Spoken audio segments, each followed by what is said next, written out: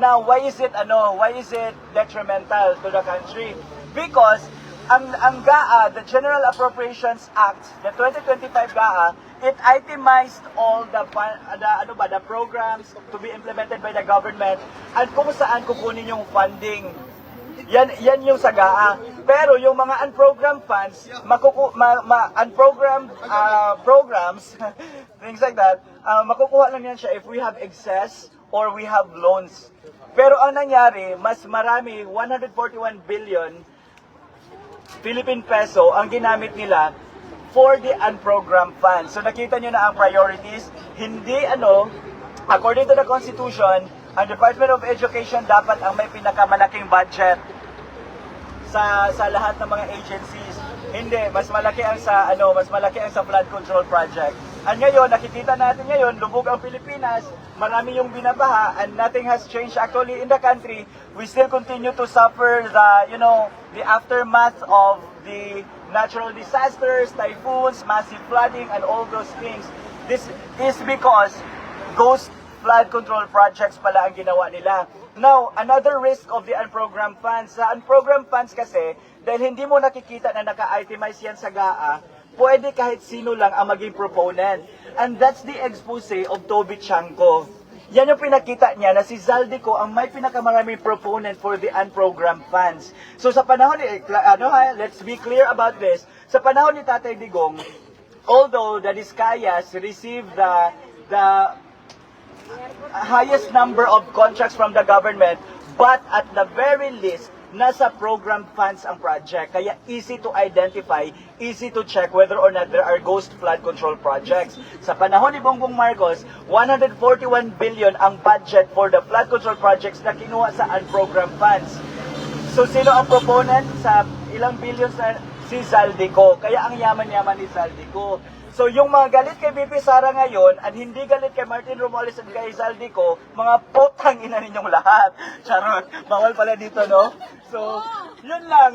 So yan yung intindihin ninyo sa panahon ni Tatay Digong, because we cannot leave the Philippines without any infrastructure projects as long as justified naman. Although billions of money is allotted to the flood control projects of Tatay Digong, but as I mentioned earlier, at the very least, galing siya sa program funds. Galing siya sa GAA, sa General Appropriations Act, na kung saan signed by bicameral committee, and hindi siya illegal, hindi siya unconstitutional. Ngayon, mas maraming budget sa unprogrammed funds, kaya maraming proponents. Kaya ngayon, ang target ay na-expose yung mga kongresista, because accordingly,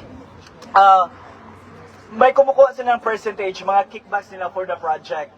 And ito pa, sa panahon ni Tatay Digong, ang sinasabi is, although hindi naman daw talaga new yung mga kickbacks from contractors and everything, it happened daw. But hindi mas malala ngayon kasi ngayon umaabot daw up until 40 to 60% ang kinukuhang kickback.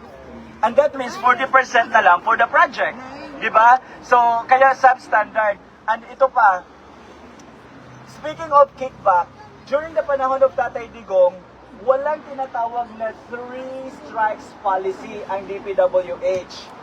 Hindi sila stricto at that time. Pero sa panahon ni BBM, 3 strikes policy ang ginagawa sa mga contractors na kung saan, kung 3 beses ka na daw na, na reject, automatically, you are blacklisted from getting government contracts, all those things sa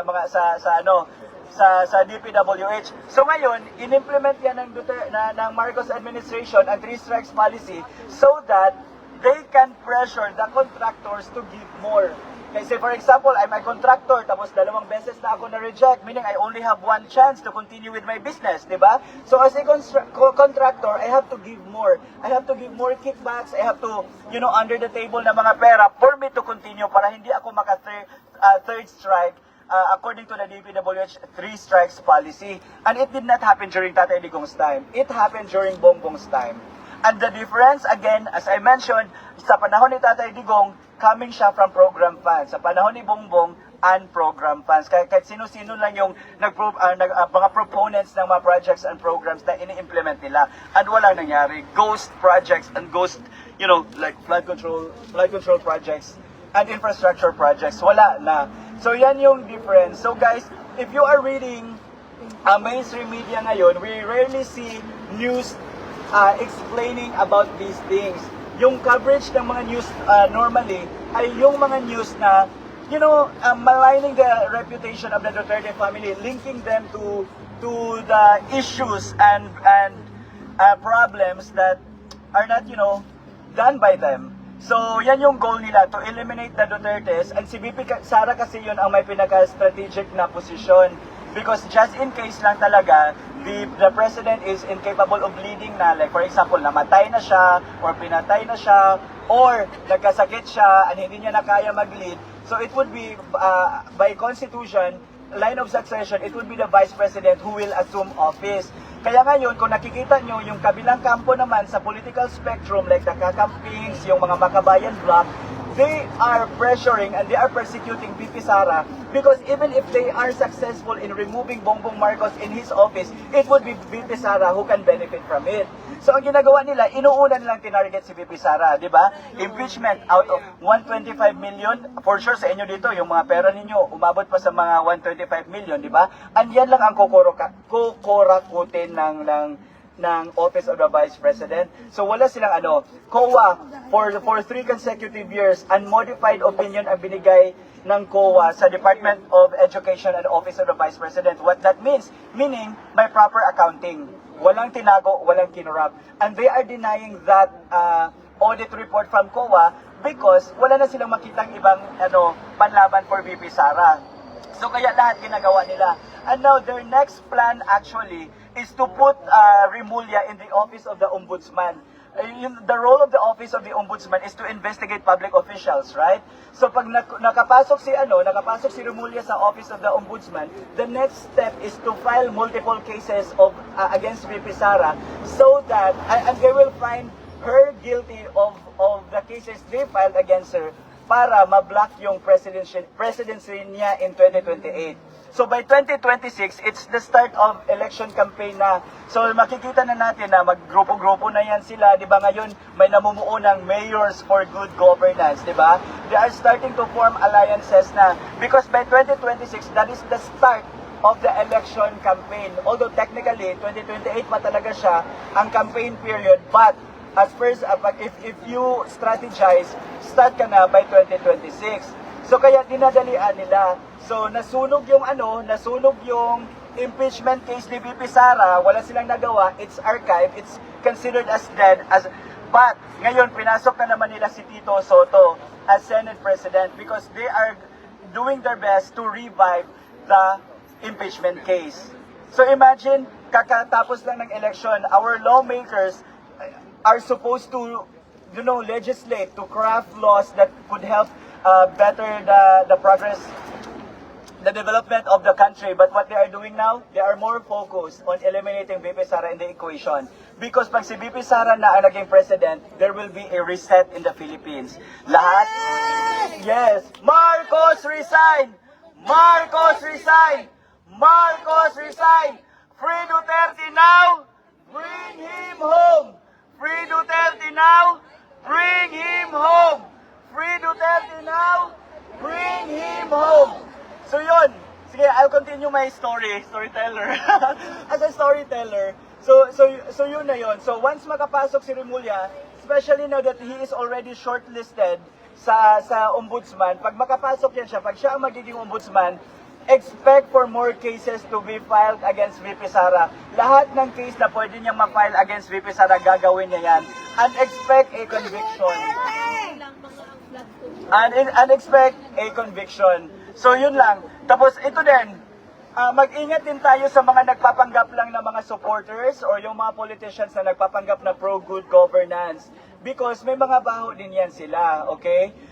Kung nakikita ninyo ngayon, I know iba-iba tayo ng paniniwala dito, pero allow me to express my assessment na lang din sa political landscape ngayon.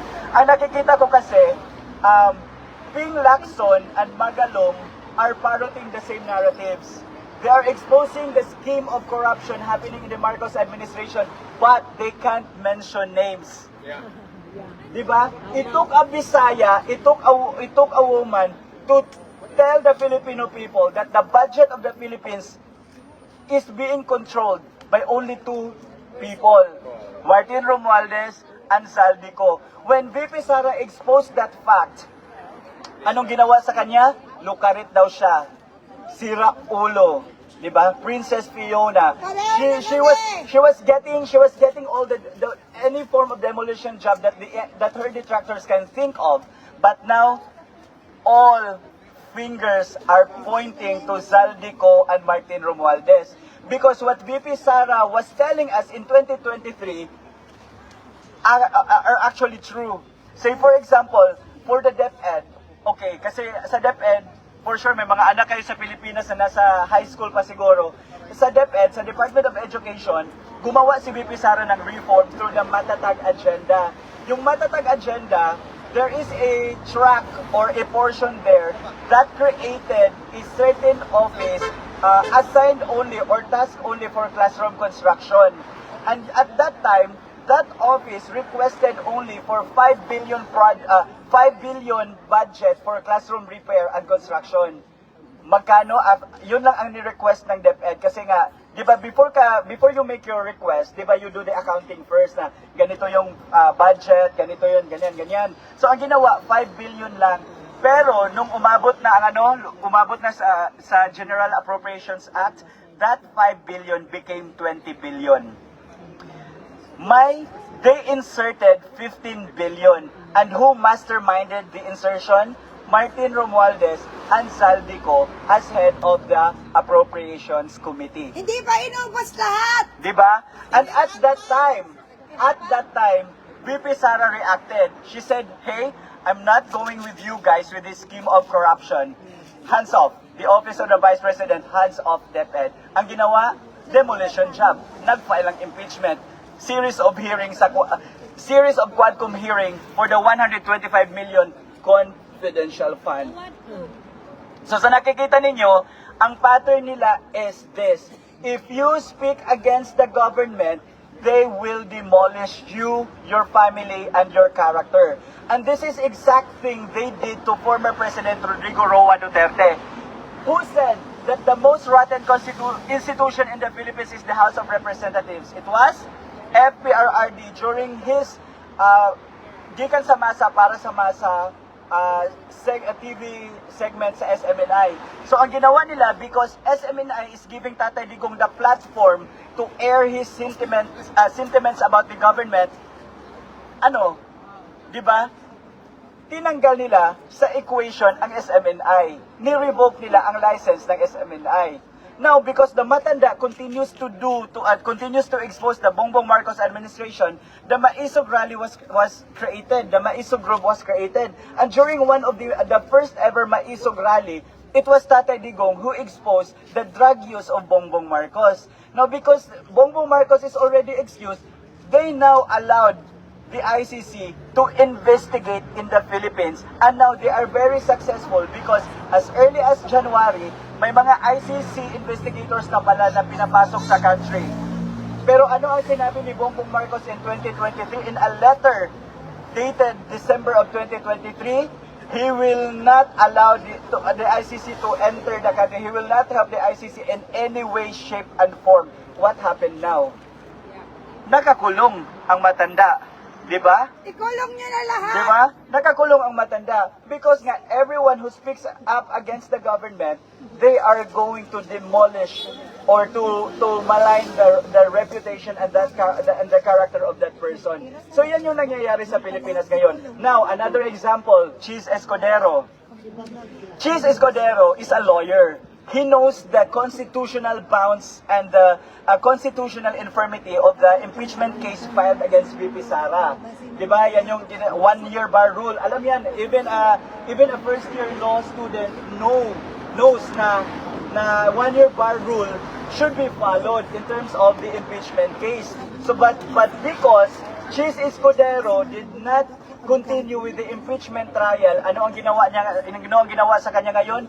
They link him sa mga contractors, and ngayon they are trying their best to freeze the asset of Cheese Escudero. Because nga again, unsuccessful yung impeachment case. The other one, Marcoleta, yung sumbong mo sa Pangulo, sumbong sa Pangulo program of Bongbong Marcos, it's just a PR stunt. It's more of like saving himself that he is doing something with the corruption happening in the Philippines. But the goal really is to link everything or to connect everything to the Duterte family. Kaya nagalit sila na instead of discussing issues from 2016 to 2022, ang ginagawa kasi ni Marcoleta, he is holding accountable those people who are engaged in the scheme of corruption of the DPWH from 2022 to 2025. So ang ginawa nila, they removed Marcoleta as the chairperson of the Blue Ribbon Committee. And sino ang pumalit? Si Ping Lacson. In one of his speeches, Ping Lacson mentioned that he has the name of the 67 lawmakers who are involved in the flood control projects or the so-called contractors. But up until now, wala man ni isang pangalan na ang lumabas sa bibig ni Ping Lacson. Now, who is he protecting? Is it the interest of the Filipino people or is it the interest of those 67 lawmakers he mentioned? Diba? Now na si Diskaya, I'm not pro Diskaya, I'm not defending Diskaya. But now that the Diskaya spoke up and they mentioned the names of those lawmakers, sila na naman ang kalaban.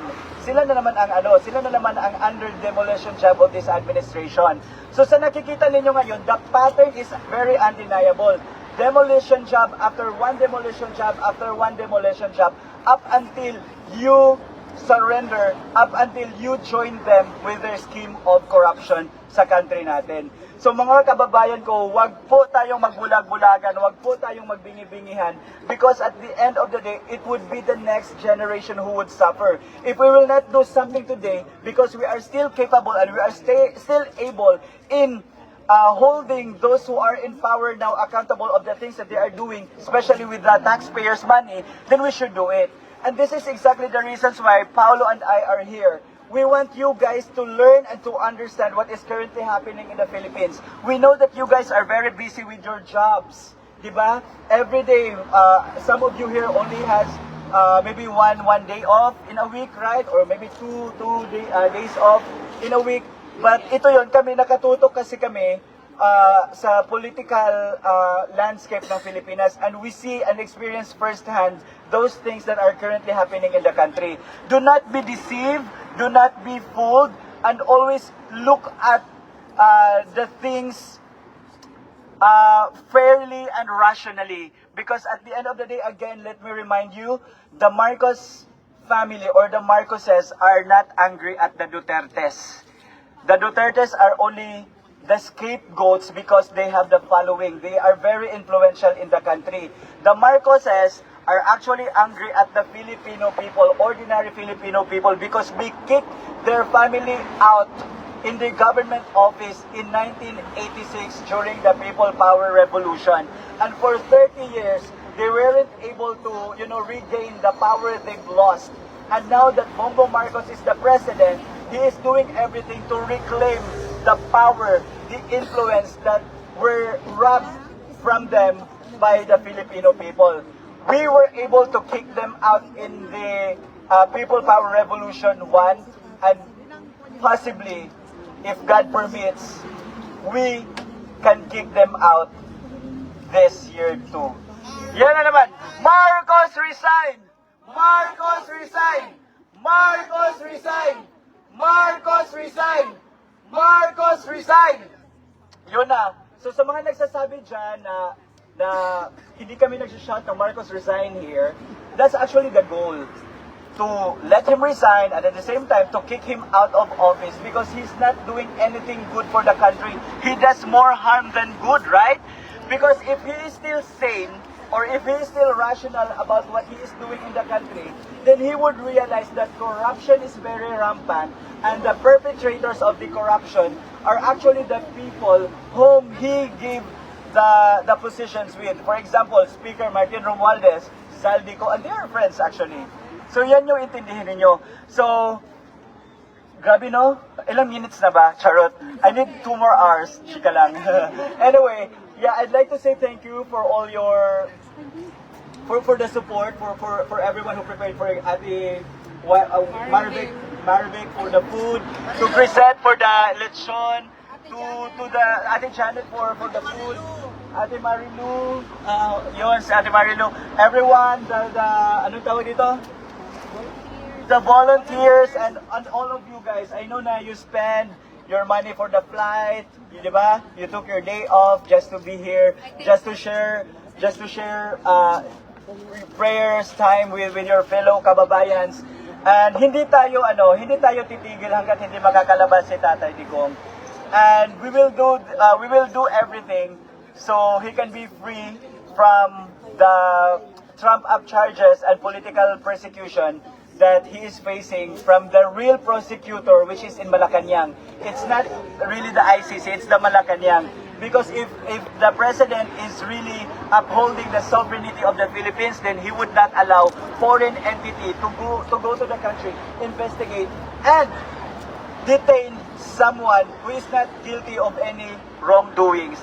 Yan lamang po. Thank you so much and mabuhay. Dalay ko ng Diyos. Laban lang para sa bayan.